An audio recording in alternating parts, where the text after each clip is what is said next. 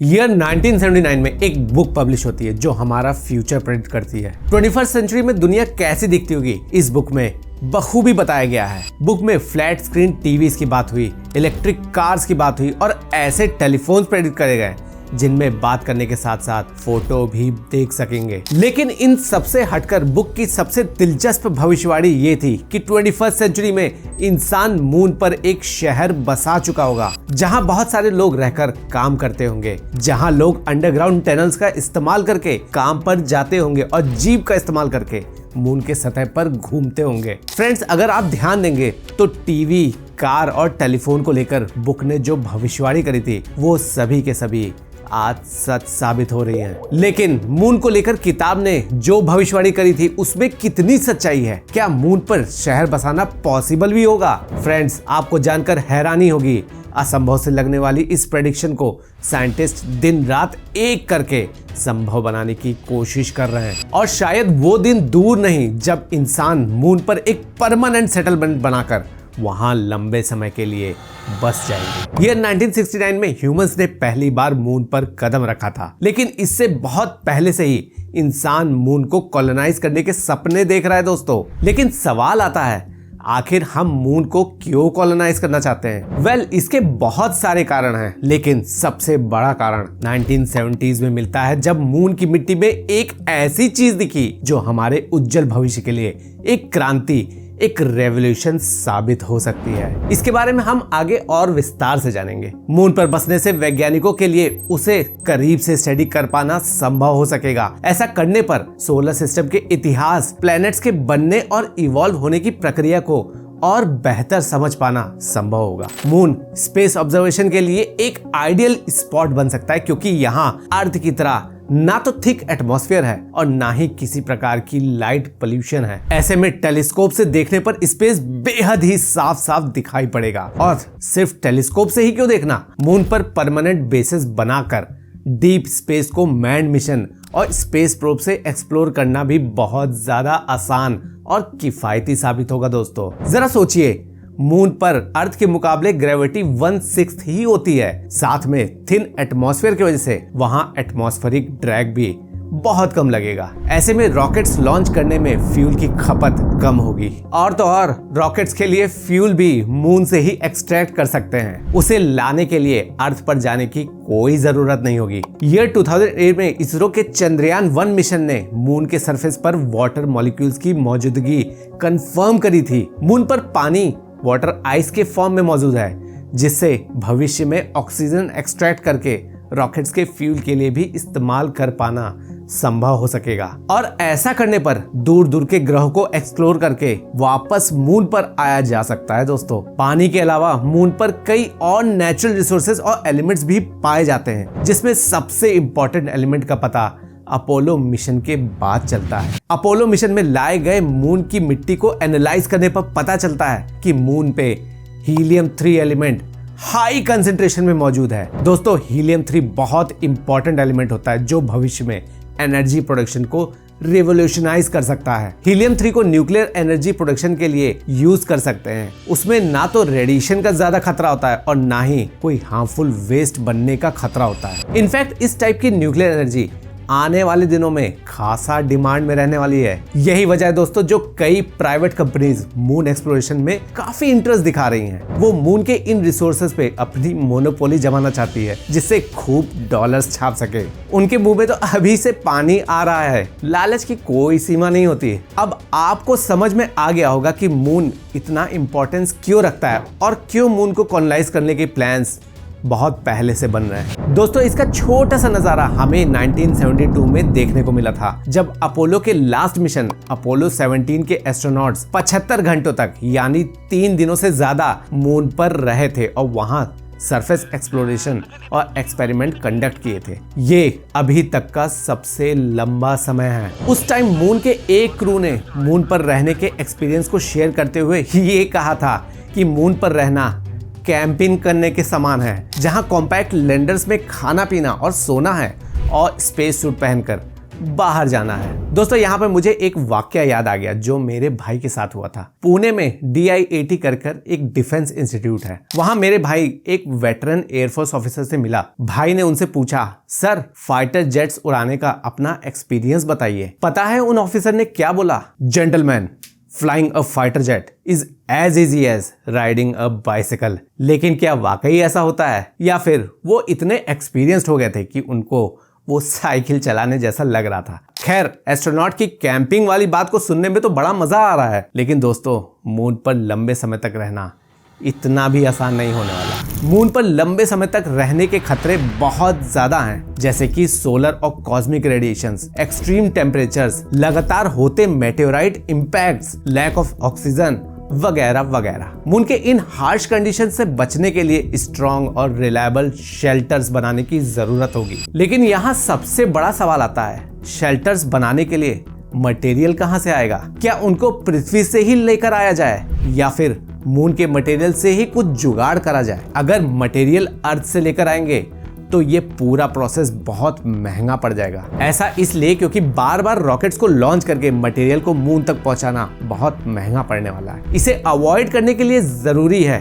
कि मटेरियल हल्का होने के साथ साथ एक बार में ही जा सके। इसके लिए साइंटिस्ट अपनी बेस्ट बेट इन्फ्लेटेबल हैबिटेट्स पे लगा रहे हैं। इन शेल्टर्स को मून पर आराम से पिचकाकर एक बार में ही ले जाया जा सकता है और वहां जब इनको अर्थ के एटमॉस्फेरिक प्रेशर तक प्रेशराइज करा जाएगा तब ये खुद ब खुद फूल जाएंगे। इस तरह से इन्फ्लेटेबल हैबिटेट्स का यूज करके हम ऑक्सीजन और एटमॉस्फेरिक प्रेशर तो मेंटेन कर पाएंगे, लेकिन ये रेडिएशंस और एक्सट्रीम टेम्परेचर से हमें नहीं बचा पाएंगे।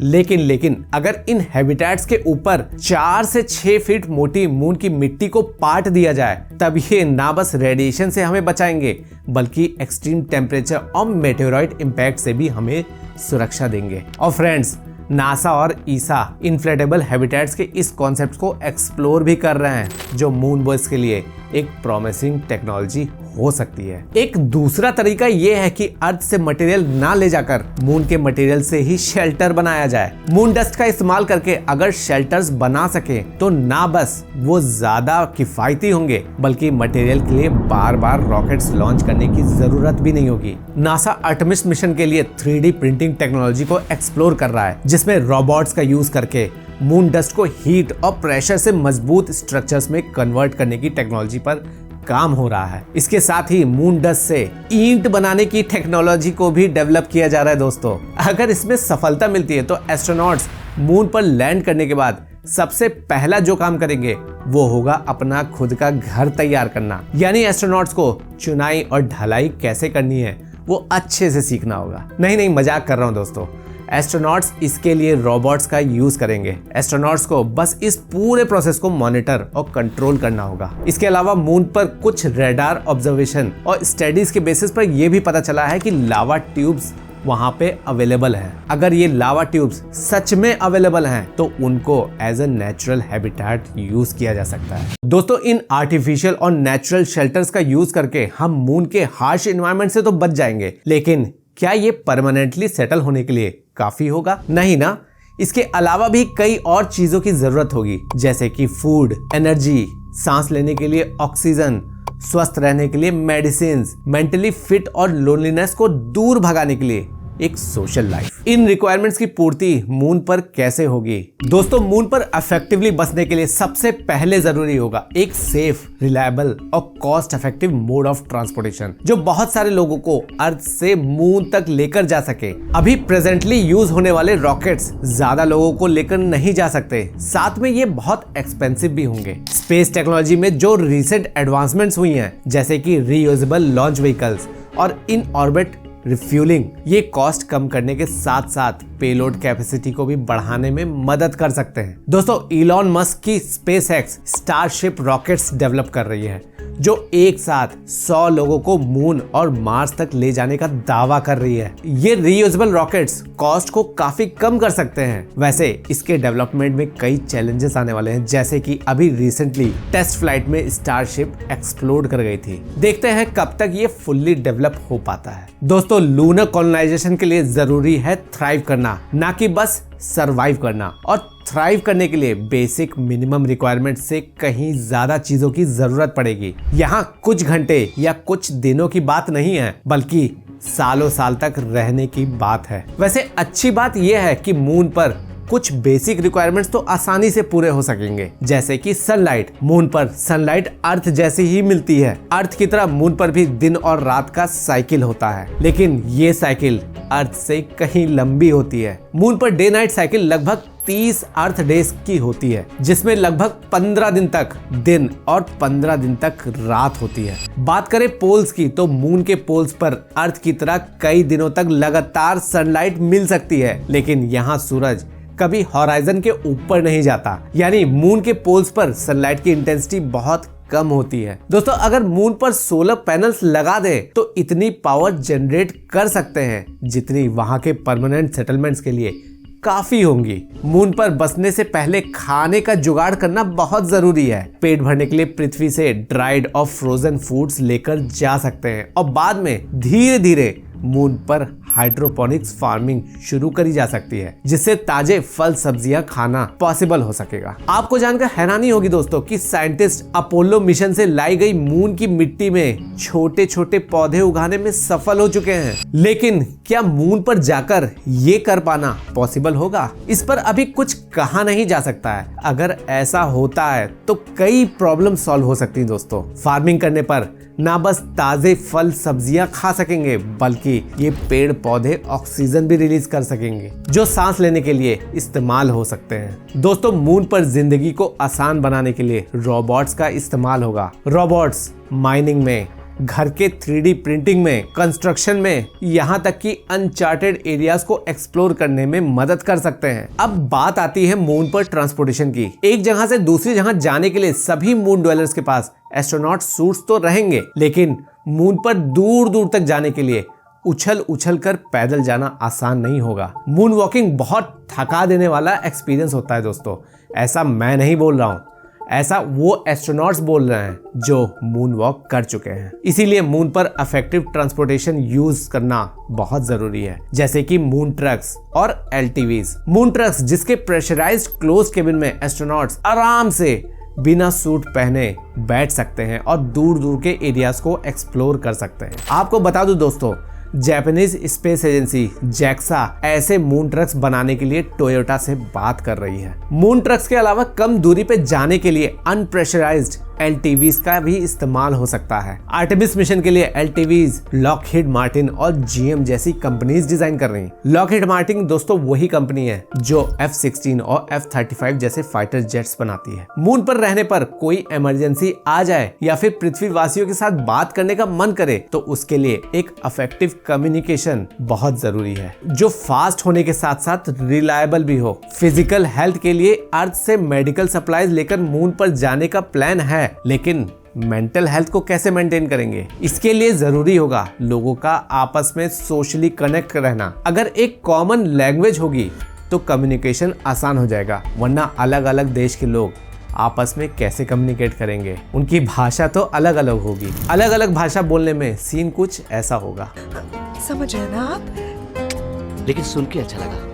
वैसे दोस्तों, कुछ एनिमल्स जैसे कि इंसेक्ट्स, क्रस्टेशियंस, फिश, इन सबको स्पेस में ले जाने की पॉसिबिलिटी को भी एनालाइज करा जा रहा है। यह 2019 में लूनर हैच प्रोग्राम के अंडर साइंटिस्ट ने माइक्रोग्रेविटी में मछलियों के अंडे के सर्वाइव करने की पॉसिबिलिटीज को एक्सप्लोर करा था। अगर कुछ एनिमल्स को मून पर लेकर जाना पॉसिबल हो पाता तो वो फूड सोर्स के साथ साथ कई तरह से मून ड्वेलर्स की मदद कर सकते। वैसे एक जानवर है जिसने स्पेस में 10 दिनों तक जिंदा रहकर इसके लिए अपना कैंडिडेचर पहले ही मजबूत कर लिया। वो है टार्डिग्रेड्स, जिनको वाटर बेयर्स भी कहते हैं। पॉसिबली ये भी कभी मून पर जाएं। वैसे अगर आपको मून पर सेटल होने का मौका मिले तो आप कौन से जानवर को वहां लेकर जाना पसंद करेंगे? कमेंट करके मुझको बताइएगा दोस्तों। और अगर टार्डिग्रेड्स के बारे में और जानना चाहते हैं तो इस वाले वीडियो को चेकआउट कर सकते हैं। Bye bye.